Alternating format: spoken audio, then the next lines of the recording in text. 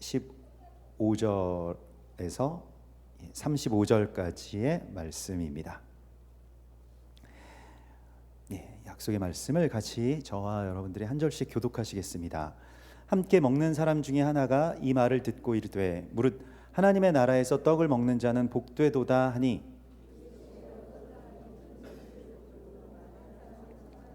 잔치할 시각에 그 청하였던 자들에게 종을 보내어 이르되 오소서 모든 것이 준비되었나이다 하매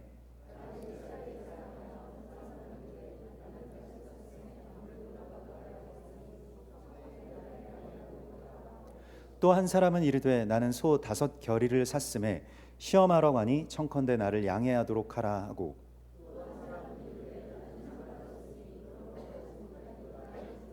종이 돌아와 주인에게 그대로 고하니 이에 집 주인이 노하여 그 종에게 이르되 빨리 시내의 거리와 골목으로 나가서 가난한 자들과 몸 불편한 자들과 맹인들과 저는 자들을 데려오라 하니라.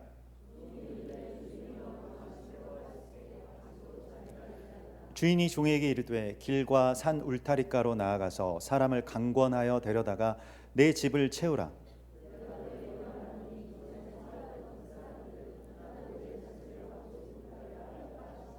수많은 무리가 함께 갈새 예수께서 돌이키사 이르시되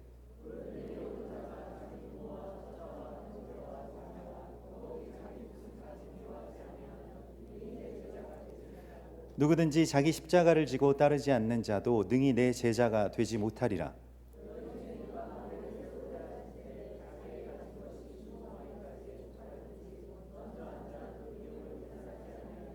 그렇게 아니하여 그 기초만 쌓고 능히 이루지 못하면 보는 자가 다 비웃어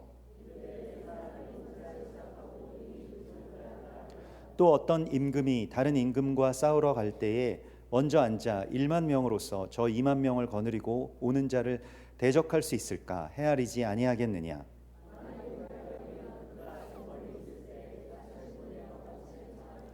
이와 같이 너희 중에 누구든지 자기의 모든 소유를 버리지 아니하면 능히 내 제자가 되지 못하리라.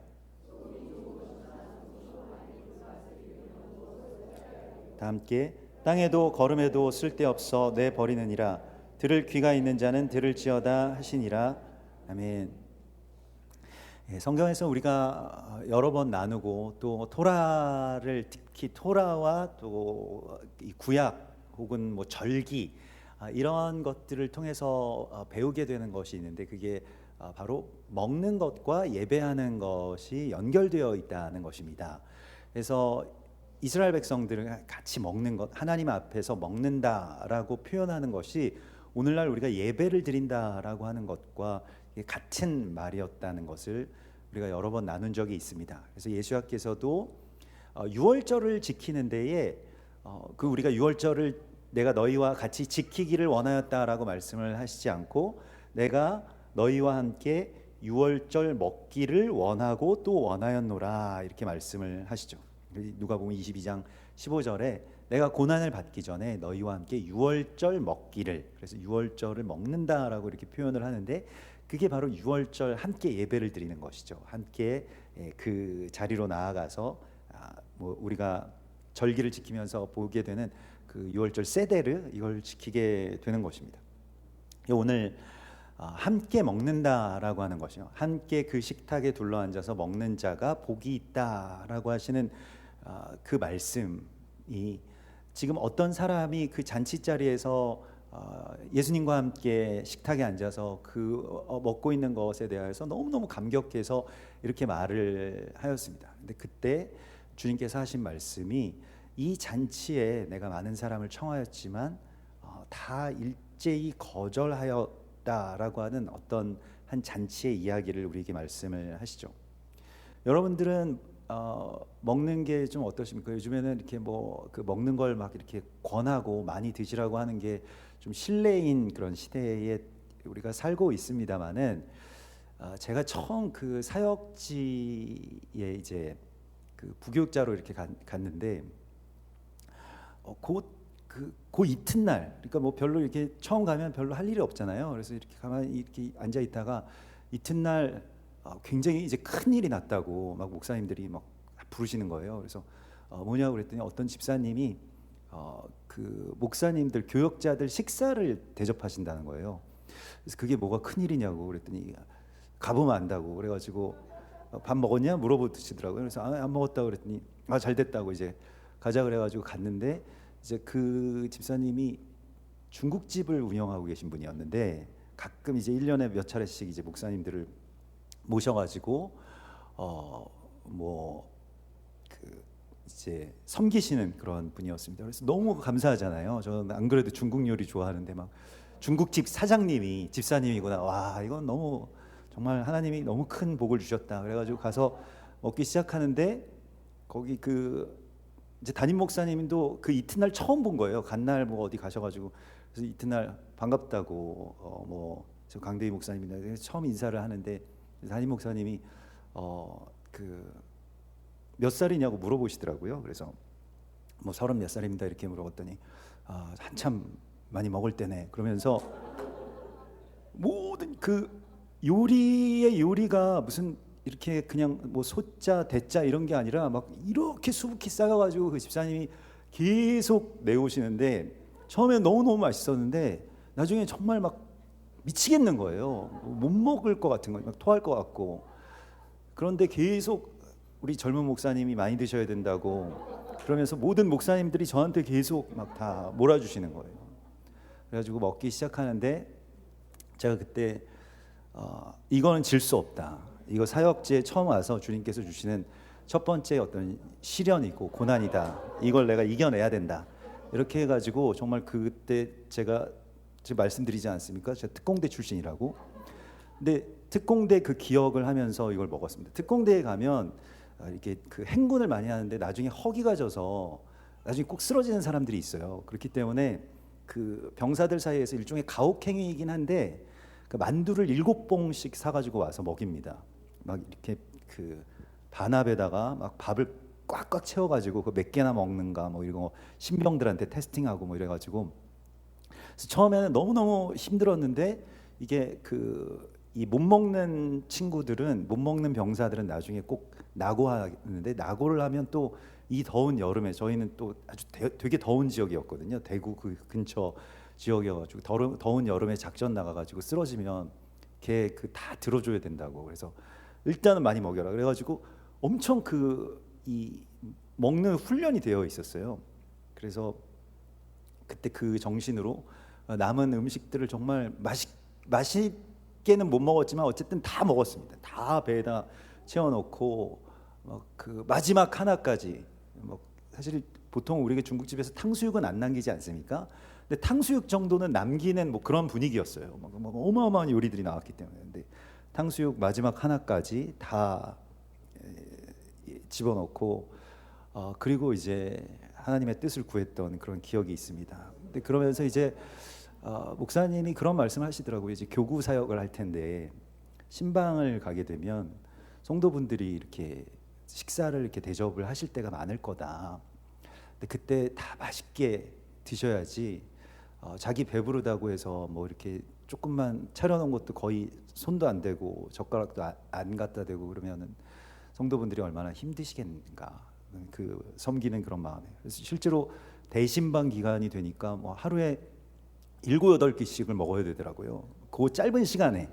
그러니까 전체 나눠서 24시간에 7, 8끼는 그래도 가능한데 그 짧은 그 신방 시간에 7, 8끼를 이렇게 먹어야 되니까 정말 이렇게 힘든 시간이었습니다. 그런데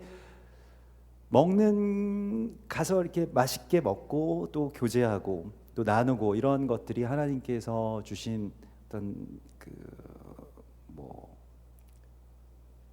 십자가라고 표현하면 좀 그렇습니다만은 자기 십자가라고 한다면 이걸 져야 되겠구나 이런 생각을 하고 그때 사역을 했던 그런 기억이 있습니다. 오늘 주님께서는 이 먹는 것에 초청함을 받았는데 사람들이 다 자기 상황에 좀 양해를 해달라.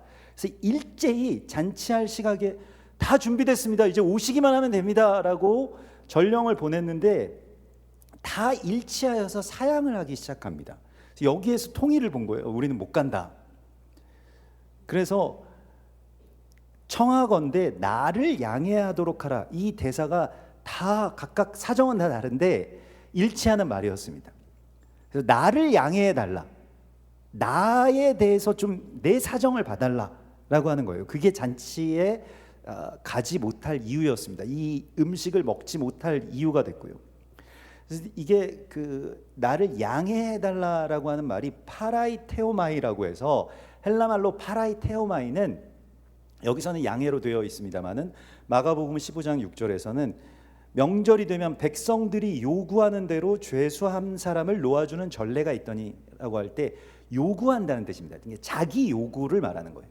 내 요구를 좀 들어달라. 이게 이제 양해라고 이렇게 그 번역 표현이 됐습니다만은, 우리가 하나님의 청하심, 하나님의 부르심, 하나님이 이 식탁에 와서 우리 같이 이거 먹자라고 차려놓으신 것에 왜 응답을 못하는가라고 할 때에 그 이유가 내가 나의 사정이 하나님이 부르신 그 부르심보다 더 급하고 더 중요하다고 그렇게 말씀을 드리고 있는 이런 상황들 속에 우리가 있다는 것입니다.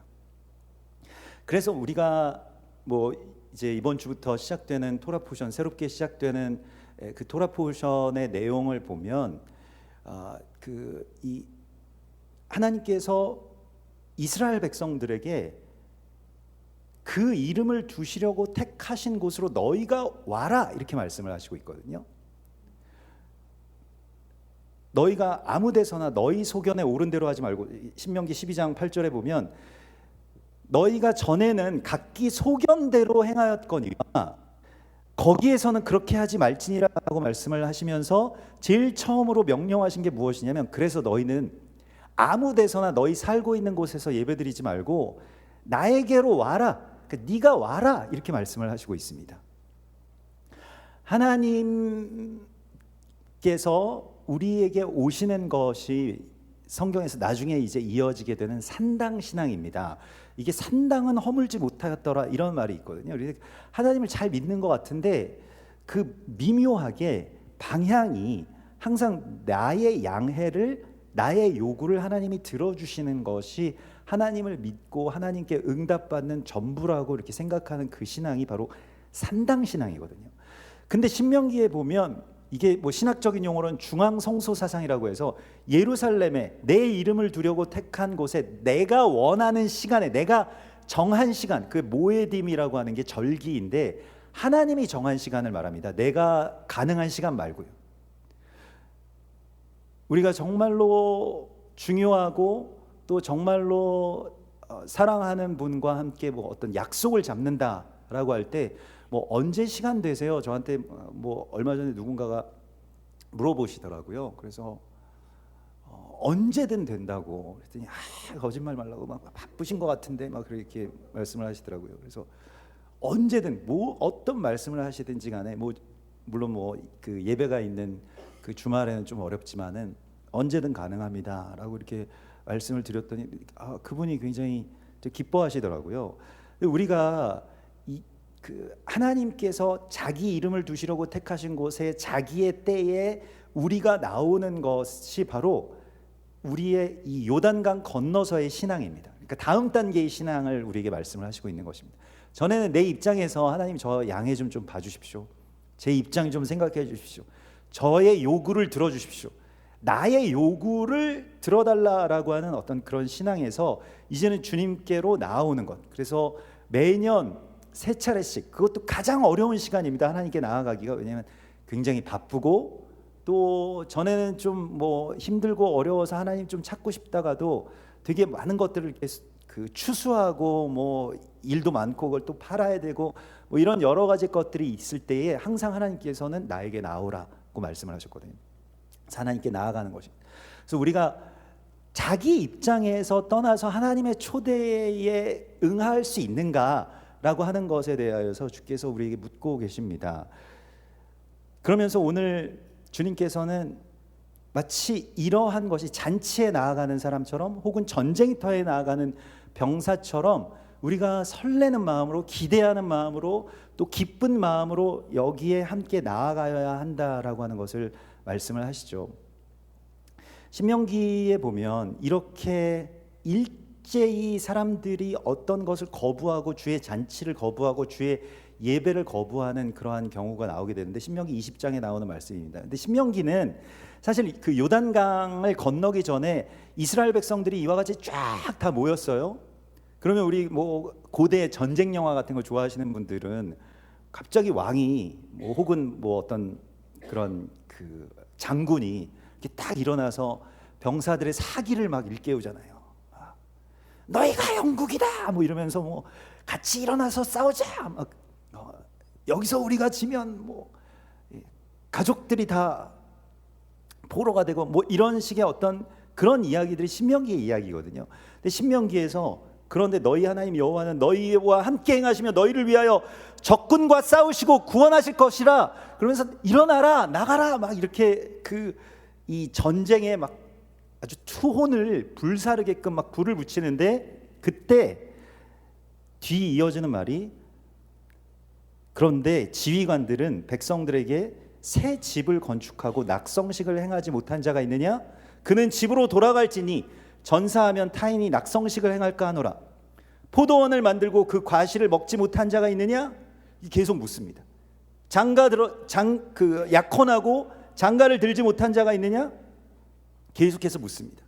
백성들이 저기 있는데요, 얘인데요, 이렇게 이야기를 한 게 아니에요. 사실 그런 사람들이 있으면 집에 돌려보내라. 너 전사하면 그거 네가 지금 집 지어놓은 거 딴 사람이 가서 살 거야. 네가 사랑하고 결혼하려던 사람 딴 사람이 그 사람의 남편이 될 거야. 뭐 이런 식의 어떤 이야기를 하는 거거든요. 이게 무엇이냐면 전쟁터에 나아가는 게 그냥 하루 아침 만에 뭐 오늘 갑자기 깨어났더니 오늘 전쟁터 나오래 이게 아니거든요. 전쟁이 일어나기 전에 여러 가지 이 요단강을 이제 건너서 그 땅을 차지해야 된다. 이러한 여러 가지 어떤 준비, 시간 이런 것들을 하나님께서 주셨거든요. 근데 그때 전쟁터로 나갈 실제적인 준비를 하지 않고 자기 삶에 매여 있는 사람들을 다 돌려보내라고 말씀을 하시고 있습니다. 이런 사람들이 전쟁터에 나아가면 그 형제들의 마음도 그들과 같아질까 두려우니라. 그래서 그들을 돌려보내라 이렇게 말씀을 하십니다. 기드온도 300용사 될 때까지 그 전에 막 수만 명이 모였는데 계속 돌려보내죠. 뭐 이런저런 것들을 시험을 해서. 그래서 주께서 우리에게 지금 청함을 받은 자가 있는데 택함을 받은 자가 적고 또 이 마지막 때에 주님께서 계속 나를 따르라, 나와 함께 나아가자, 적진을 향해 달려가자라고 할 때에 같이 온전하게 갈 수 있는 사람들을, 이 청함을 받은 사람들을 우리에게 말씀을 하시면서 여러분들이 그렇게 청함을 받았다면 무엇을 해야 되냐면 이제 그 실제적으로 청함을 받은 것에 대해서 준비하라 이렇게 말씀하십니다. 그러니까 청함을 받았으니까 그 잔치에 그냥 나오라 이런 말씀이 아니라 거기에서 그치지 않고 너희가 그러면 자기 십자가를 지고 자기의 어떤 자리에서 자기의 입장에서 자기 걸 다 버리고 지금 주님을 따라야 되는데 그게 어느 정도의 가치가 있는지를 계산을 하라는 것입니다. 실제적으로 준비하기 위해서. 오늘 우리에게 그 자기 십자가의 가격에 대해서 묻고 계십니다. 자기 십자가를 진다라고 하는 것에 대해서요. 전에는 우리가 그냥 구원을 받으면 그냥 한번 이렇게 주일날 출석만 해주면 적절하게 하나님께서 나중에 천국에 가게 해주실 것이다 이렇게 우리가 생각을 했던 그 신앙의 단계가 있었습니다. 값없이 은혜를 받는다라고 하는 그런 단계죠. 물론 그것이 전부가 아닐지라도 하나님께서 우리에게 이 값없이 은혜를 주신 것 맞습니다. 그래서 거기에 대하여서 우리가 구원을 받았는데 구원받은 우리들이 그러면 구원을 받았으니 앞으로는 아무것도 안 하고 그냥 막 살아도 되는가? 이런 것이 아니라 구원을 받은 우리들에게 있어서는 하나님이 어떤 초청장을 전해주셨다는 거예요.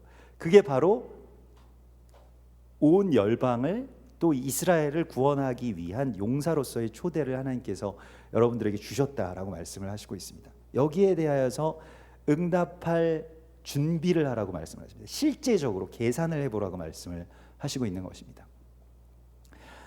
제가 지난달에 이제 이렇게 더울 때 제가 이제 생일이 있는데 생일 때 꼭 제 습관이 있는데 혼자서 꼭 밥을 먹습니다. 점심 때 혼자 꼭 그 국밥을 먹으러 가는 그런 습관이 있어요. 그래서 뭐 제일 뜨거운 국밥. 그래서 요즘에는 무슨 순댓국, 뭐 돼지국밥 뭐 이런 거죠. 그래서 뚝배기에 담겨서 나오는. 근데 그게 이제 이유가 있는데 그 2007년에 그 7월 그때 2007년 7월 19일이었는데 그때 하도 바빠가지고 막 여름 사역들을 이렇게 준비하느라고 하도 사역자로 막 바빠가지고 막 이렇게 일하다가 보니까 이제 막 생일이 막 지나가고 있는 거예요. 그리고 혼자서 뭐 누가 그 기억해주진 않지만 제 생일이니까 뭐 이렇게 뭐 축하받고 이런 걸 떠나서 그래서 생일인데 이렇게 계속 밥을 굶고 있어서야 되겠는가라고 해서 이제 식당에 가서 그 국밥을 먹었던 그 기억이 있습니다. 왜냐하면 이제 이 국밥은 또 더울 때 먹어야 진짜거든요. 그래서 막 이렇게 뜨거운 국밥을 먹고 있는데 그래서 생일이니까 이제 하나님께 기도를 했죠.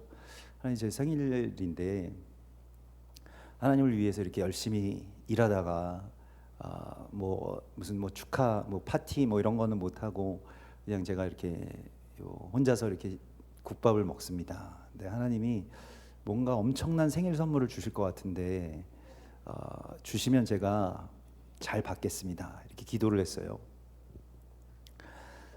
근데 딱 그 기도가 끝나고 이제 국밥을 뭐 좀 어느 정도 반쯤 비워졌을까. 근데 뉴스가 나왔는데 2007년 그 7월 19일에 그 저녁 무렵에 나왔던 뉴스가 굉장히 충격적인 뉴스가 나왔습니다. 아프간에서 그 선교팀이 인질로 잡혀 있고 또 몸값을 요구하고 또 뒤 이어지는 소식들은 이제 거기 책임자였던 배용규 목사님 순교하신 것 같다 이러한 내용들이었습니다. 굉장히 끔찍하고 또 안타까운 그러한 소식들이었습니다. 그래서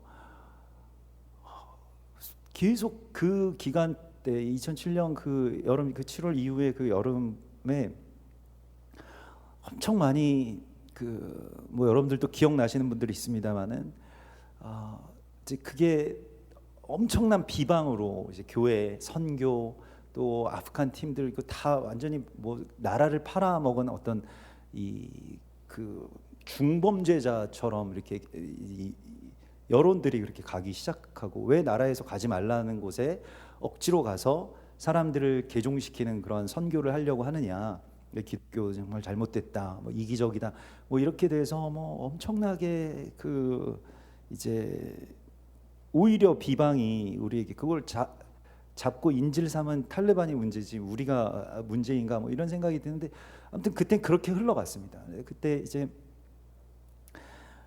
저도 막 마음이 너무 황망하고 또 기도하면서 근데 하나님께서 주신 마음은 이게 우리가 2007년에 그 부흥을 그렇게 부르짖고 하나님께 부흥의 선물을 달라고 이렇게 부르짖었던 바로 그거에 대한 하나님의 답이라는 거예요. 근데 우리가 생각했던 답과는 많이 달랐습니다만은 우리가 생각했던 부흥과는 달랐습니다만은 하나님께서 교회가 순교자의 피를 다시 흘리게 해주신 것, 한국 교회가 또 그것이 이제 이 어게인 1907 해서 100년 만에 하나님께서 주시는 큰 부흥의 역사를 우리가 생각했던 방식이 아닌 하나님의 어떤 그 오묘한 방법으로 우리 가운데 주신다라고 하는 것을 제가 그 전에 뭐 부흥에 대해서 갈망하고 또 공부하면서 알게 됐습니다. 부흥은 항상 그렇게 어떤 그 피 흘림을 통해서 온다라고 하는 것을 알게 됐습니다. 그리고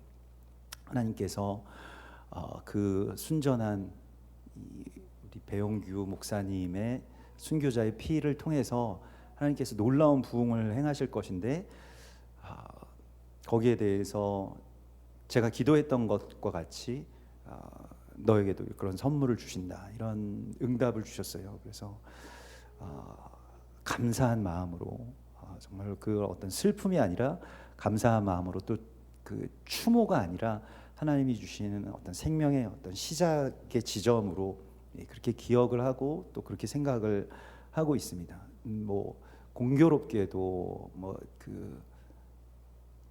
제가 태어난 그 생일에 또 순교자는 하나님께로 그렇게 그 생명을 심으시고 또 저는 남은 자가 되었으니까 이제 그 이후로부터 하나님이 어떤 일들을 행하실지 부르심에 제가 온전하게 응답하겠습니다. 이런 기도를 계속해서 그 이후에 했던 기억이 있습니다. 근데 다시 곰곰이 묵상해 보니까요, 한국 교회가 이 어마어마한 순교자의 피, 뭐 주기철 목사님, 손양원 목사님, 그 이외에도 뭐 무명한 순교자들의 피가 있었고, 또 그 전에 이라크의 김선일 선교사님도 계셨습니다만은, 그러한 피 흘림들이 이제 시작이 되고 하나님의 그 위대한 어떤 일들이 이제 열리게 될 텐데, 그때 하나님께서 맡겨주시는, 또 부르시는 그 부르심 가운데 온전하게 응답하겠습니다라고 하는 그런 기도를 하게 됐죠. 그리고 하나님이 그때 이스라엘에 대해서 그 이후에 차츰차츰 열어주시고 부르셔서 이제 이스라엘로 와라 이렇게 말씀을 하셔가지고, 사역이 굉장히 바쁘고, 이제 그때도 이제 여름 사역들 막 있는 그런 때였는데, 이스라엘을 가게 됐습니다. 이스라엘을 이제 가기 위해서 뭐 여러 어려움들이 있었지만은, 근데 그때 막 금식하고, 또 뭐 교회 말하는 것도 그렇고, 또 집에다가 말하는 것도 이제 출산도 겹쳐 있고, 뭐 그래서 뭐 몇 번 말씀드렸습니다만 참 어려운 그런 시간이었습니다만은, 주님이 부르시는 그 부르심 가운데 내가 이때 만약에 잠잠하여서 말이 없고 응답하지 않으면, 물론 이 초대는 다른 분들이 받겠지만, 나와 또 나의 집, 또 나의 사역, 이러한 것들은 그 부르심을 온전하게 따르지 못한 것 때문에 평생 후회할 것 같다. 그래서 그때 이스라엘로 이제 막 그 텔아비브 공항으로 가면서, 이스라엘 백성들이 이 현대에 와서 나라를 세우면서 뭐 그 6.1 전쟁도 있고, 그리고 뭐 여러 그 아랍 국가들과 막 전면전을 치르면서 그 텔아비브 공항에 이렇게 막 텔아비브 공항 북새통이 되었는데, 그 전쟁이 일어날 때, 왜냐하면 해외에서 그 공항으로 들어가는 유대인들, 청년들이 막 너무 많이 들어왔기 때문입니다.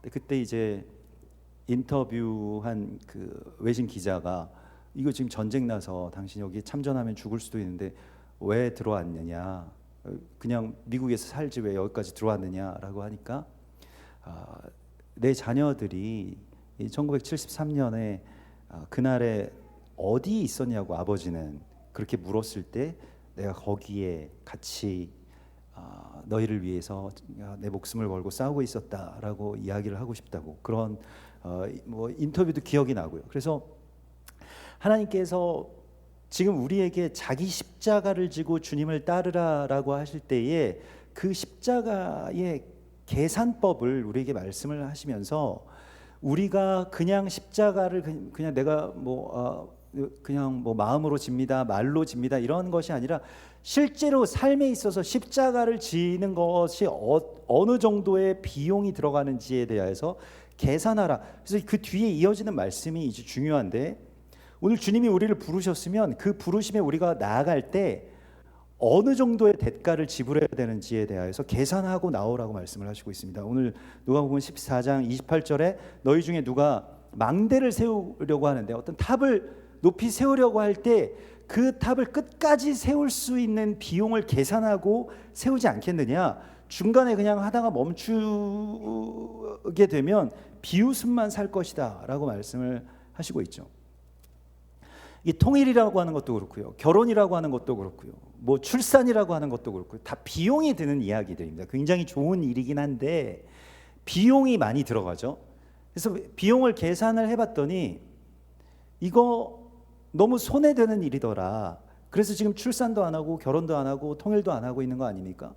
제가 그 예전에 뭐 하여튼 학보사 뭐 기자 뭐 그런 거 하면서 이제 어디 취재를 뭐 가야 된다 그래가지고 무슨 세미나를 가는데, 그 기독교 무슨 그 여성 세미나였어요. 근데 약간 그 페미니즘 쪽이 굉장히 강한 그런 세미나였습니다. 근데 가보니까 온통 이제 여성들만 있고 저만 남자인 거예요.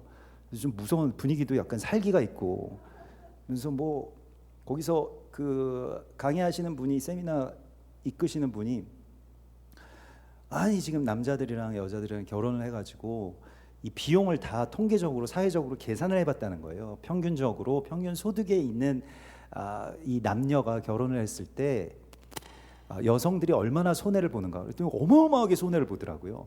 남성들은 손해가 아니라 결혼을 꼭 해야만 이제 살 수가 있게 되고요. 뭐 평균 수명도 늘어나고 그다음에 뭐 저축 액수도 늘어나고 막 이러더라고요.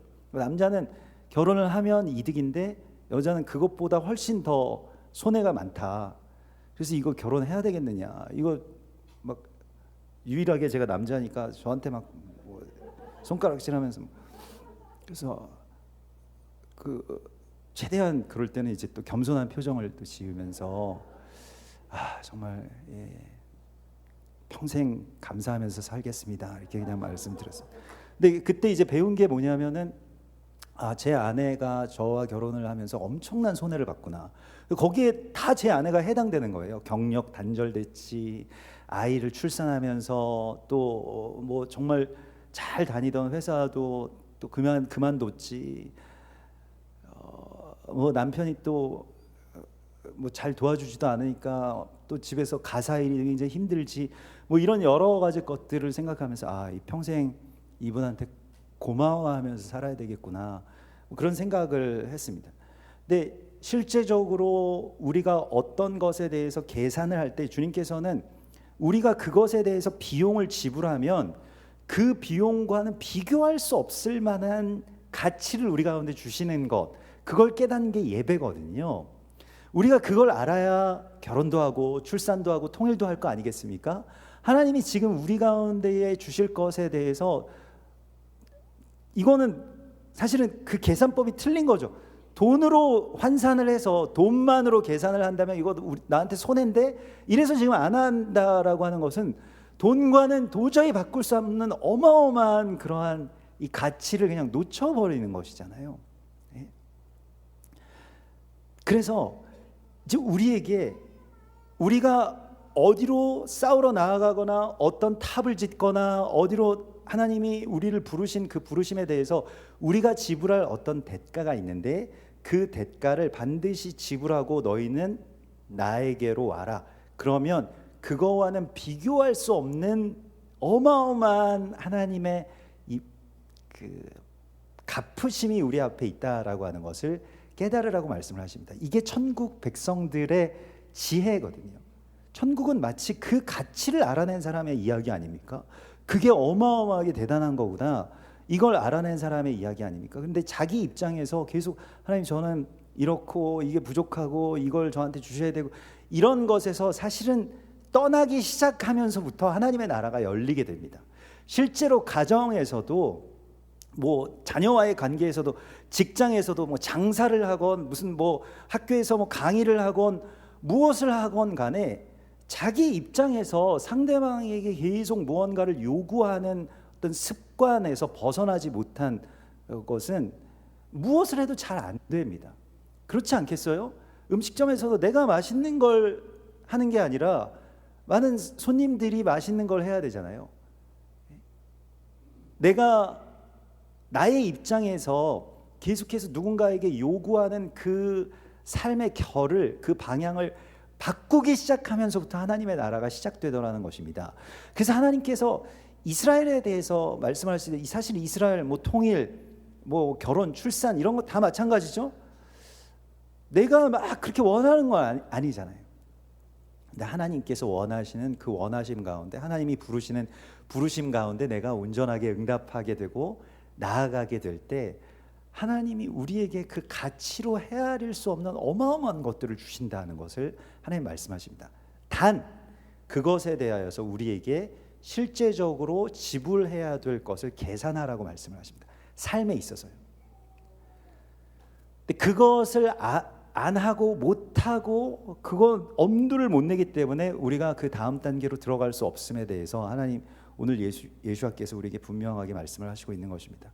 제가 뭐 잠시지만 교회에 좀 그 살림이 좀 어렵고 뭐 이렇게 좀 생활비도 막 떨어지고 이럴 때 이제 나가서 그 몇 개월 일을 했을 때가 있는데 그때 느끼게 된 게 그 뭐 저는 이제 뭐 큰 무슨 뭐랄까 그 정비소 정비 공장 같은 곳에서 이제 차를 이렇게 가져오고 갖다 드리고 뭐 이런 것이었기 때문에 뭐 그렇게 어려운 일은 아니었습니다.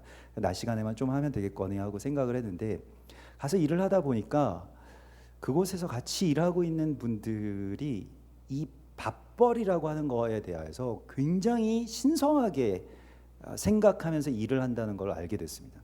아, 정말 밥벌이는 거룩한 거야라고 하는 정도의 어떤 무게를 갖고 자신들의 삶을 거기에다가 헌신하고 있는 걸 보게 됐습니다. 그래서 그걸 보면서 아, 이걸 정말 이 정도로 이렇게 이게 무게감을 갖게 된다면 하나님을 예배하고 또 하나님께 온전하게 나아가는 것은 이게 차순위로 결국에 밀릴 수밖에 없겠구나.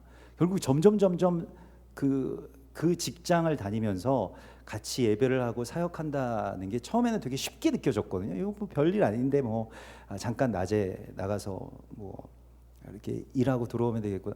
근데 그게 아니더라고요. 이게 어딘가에서 내가 어떤 일의 대가로 무언가의 어떤 보상을 받고 있다라고 하는 것이 굉장히 거룩한 어떤 그런 교한, 예배 이런 것들이 이루어지는 것이라고 하는 것을 알게 됐습니다. 그래서 교회의 모든 직장인들 또 직장을 마치고 저녁 때 지쳤지만 이렇게 와서 함께 기도하고 예배하는 분들의 그 믿음과 또 그런 헌신들이 굉장히 새롭게 느껴졌습니다. 이게 정말 귀하신 거구나. 이게 실제로는 제가 목사인데 저녁에 가서 설교를 해야 돼요. 근데 낮에 그렇게 일을 하고 돈을 벌다가 나중에는 처음에는 계속 가고 싶은데 나중에는 가고 싶지가 않더라고요. 지치기도 하고 또 뭐 그거 뭐 안 가는 게 더 낫지 않나 뭐 이런 생각도 들고 귀찮고 뭐 그런 것들도 굉장히 많이 생기더라고요. 그런데 그래서 이제 그때 뭐 이거 잘못하면 역전되겠다. 그러니까 사역보다 일하는 게 더 역전되겠다라고 해서 그때 그냥 믿음으로 이렇게 관두고 하나님이 뭐 살리시든지 죽이시든지 뭐 마음대로 하십시오 이렇게 해가지고 지금까지 아직 재취업을 하지 않고 있습니다만은 너무 감사한 일이죠. 예, 재취업을 안 해도 살 수 있다라고 하는 것만큼 감사한 일이 어디 있겠습니까? 근데 그때 막 여름 되면은 그 조그만 그 부스 안에 들어가가지고 에어컨이 또 안 달아줘요 회사에서. 그래가지고 뭐 거기 발렛 파킹 하시는 분, 경비, 그다음에 이제 차 가지고 나갔다 들어왔다 하는 분들 한 대여섯 명이 조그만 그곳에 이제 막 푹푹 찌는데 문 다 열어놔도 엄청 뜨겁죠. 근데 거기에서 이렇게 지내면서도 하나님이 지금 우리에게 부르신 어떤 그런 부르심들이 있다면 저도 그때 막 기도했거든요. 사인을 하나만 주십시오. 그러니까 부르시면 제가 바로 그냥 이거 그만두고 나가겠습니다. 뭐 상황이 달라진 건 없지만 근데 그때 딱 그 어떤 부르심을 주셨어요. 그래서 그 일하는 시간에 밖에 나가서 무슨 어떤 집회를 인도해야 되는 어떤 그런 일들이 있었습니다. 그래서 과감하게 이제 그만둘 수가 있었는데 하나님께서 지금 우리가 이 마지막 때에 뭐 여러 가지의 일들이 있고 실제로 뭐 우리 시온 대회도 있고 그래서 제가 지난주에 정말 농담처럼 뭐 시온 대회 때 8월 14일 날 못 오실 것 같은 분들은 직장을 그만두셔라 뭐 이런 말씀을 드렸잖아요. 그래서 다들 웃으셨지만 저는 농담이 아닙니다. 예. 저는 그것보다 더 중요한 일을 찾지 못하겠어요. 그런데 뭐 어떤 분들에게는 다른 일들이 더 중요하고 또 어떤 분들은 더 그것보다 바쁘고 분주한 일들이 있으실 수 있지만 하나님이 지금 다급하게 부르시는 이 잔치에 정말로 정성스럽게 모든 걸 다 준비해 놓고 너 오기만 하면 된다라고 하실 때에 우리가 함께 그곳에 응답하는 것 그게 하나님의 기쁨이고요. 거기에 정말 기쁨으로 우리도 더 기쁘고 설레는 마음으로 나아가는 것이 우리가 하나님의 거룩한 그 용사로서의 부르심에 응답하게 되는 것이라고 말씀을 하시고 있습니다. 꼭 이것만이 아니더라도 물론 이번 여름에 하나님께서 우리 가운데 그런 부르심을 주셔서 뭐 그 중고등부는 수련회도 있고 예배팀도 수련회가 있고 그래서 뭐 삶이 뭐 다른 것들이 더 중요하고 또 내 삶의 자리가 많은 일들이 있지만 거기서 우리가 하나님께로 한 발짝만 움직이기 시작하는 것만으로도 굉장히 놀랍고 위대한 일들이 시작이 됩니다. 근데 그걸 이때까지 우리가 어쩌면 못 해왔기 때문에 또 혹은 엄두를 안 냈기 때문에 하나님의 어떤 기적 같은 일들이 우리에게 일어나지 않았던 것뿐이에요. 여러분이 움직이기 시작하면요, 그때부터 완전히 새로운 세계가 열립니다. 기류가 달라지기 시작하고요. 그래서 이제는 내 양해를 하나님 앞에 구했던, 내 원함을 구했던 그 신앙의 방향을 바꾸어야 될 때라고 말씀을 하십니다. 지금 하나님의 놀라운 일들이 열리고 있거든요. 엄청난 부흥이 열리고 있고. 근데 생각해 보십시오. 실제적으로 준비하라는 거예요. 통일을 실제적으로 우리가 준비하고 있습니까? 이런 것에 대해서 비용이 들어가고 또 우리가 뭘 해야 될 텐데, 이제 그러한 일들 하나하나를 준비하라고 말씀하십니다. 부흥에 대해서도 마찬가지입니다. 교회가 참 부흥되면 좋겠다, 한 세 사람에 대해서 많은 분들이 알고 함께 이와 같은 예배를 드렸으면 좋겠다, 이런 마음은 있지만, 실제로 우리가 처음에 이곳에 들어와서 그렇게 예배를 드릴 때 여기 한 3분의 1 정도 됐었던 것 같아요. 성도분들이 굉장히 쾌적하게 예배 드릴 수 있었습니다. 보조 의자도 없이 또 그냥 자리 몇 자리씩 차지하고 막 잘 계셨어요 막 인사하고 그럴 수도 있었는데, 지금 되게 불편하잖아요. 근데 앞으로 더 부흥을 주시면 어떡하죠? 여러분들 그런 걱정이 안 되시나요? 저는 엄청 걱정돼요. 우리가 감당할 수가 있겠는가? 우리가 이렇게 늘 정말 그 기쁨으로 또 귀한 예배를 이때까지 드려왔는데, 갑자기 막 한국 교회에 막 원룸이 부어지고 막 열리고 이렇게 되면 어떡하지? 근데 그렇게 돼야 좋은 거잖아요. 그렇게 되는 것을 위해서 우리는 어떤 대가를 지불할 준비가 되었는가, 실제적으로 무엇을 준비해야 될까라고 하는 것에 대해서 주께서 우리에게 계산해 보라고 말씀을 하십니다.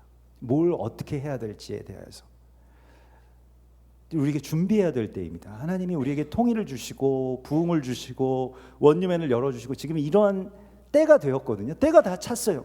하나님께서는 지금 막 우리를 초대하고 계신데, 우리가 거기에 대해서 응답할 수 있는 어떤 실제적인 계산을 하라고 말씀을 하시고 있습니다. 여러분 계산해 보십시오. 그리고 그것보다 훨씬 더 큰 하나님의 일들이 우리 앞에 펼쳐질 것을 여러분들이 경험하게 되실 것입니다. 첫 번째는 일단 주님이 부르시면 가는 겁니다. 거기에서부터 시작이 되는 거예요. 주님이 수련회를 부르시면 수련회로 가는 거고요. 주님이 시청 앞에 부르시면 시청 앞에 가는 거예요. 내가 좀 바쁘고 어려운 일들이 있으면 있을수록 더 좋습니다. 왜냐하면 더 많은 걸 포기하고 왔다는 걸 하나님이 다 계산해 주시기 때문에 그렇습니다. 그래서 우리가 이 정말 하나님의 때가 찬 이 시간 가운데 하나님의 부르심에 정말 믿음으로 기쁨으로 응답하실 때 놀라운 기적이 이 땅 가운데 일어날 것을 믿습니다.